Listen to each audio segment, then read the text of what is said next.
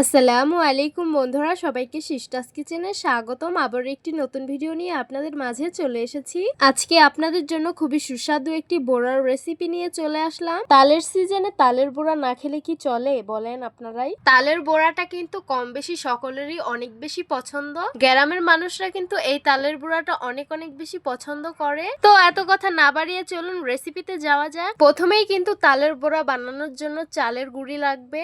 এখানে কিন্তু আমি 1 কেজি চালের গুঁড়ি বানিয়ে নিয়েছি, দেখতেই পারছেন। আমি কিন্তু চালের গুঁড়িটা পাটায় বেটে নিয়েছি, আপনারা দোকান থেকে ভাঙাতে পারেন। স্বাদ মতো লবণ দিয়ে দিব, পরিমাণ মতন আটা কিংবা ময়দা দিয়ে দিব, পরিমাণ মতন চিনি দিয়ে দিব।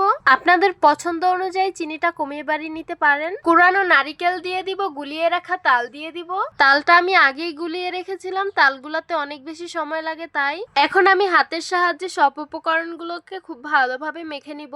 এই তালটাকে সুন্দরভাবে মাখতে হবে, যত মিক্স হবে তত কিন্তু খেতে ভালো লাগবে, মিক্স না হলে ভালো লাগবে না খেতে। সব উপকরণগুলো আমি হাতের সাহায্যে খুব ভালোভাবে মেখে নিয়েছি। আমি হাতে উঠিয়ে দেখাচ্ছি, দেখতেই পাচ্ছেন এটা কিন্তু মাখা একদম পারফেক্ট হয়েছে। চুলায় তেল আগে থেকেই গরম করতে বসিয়ে দিয়েছি। এখন একে একে বুড়াগুলো দিয়ে দিব। অর্ধেকগুলো বুড়া আমি বানিয়ে দিয়ে দিয়েছি। বুড়াগুলোকে সুন্দরভাবে উল্টে পাল্টে ভেজে নিতে হবে। বুড়াগুলোকে আমি মিডিয়াম জালে কুক করে নিব।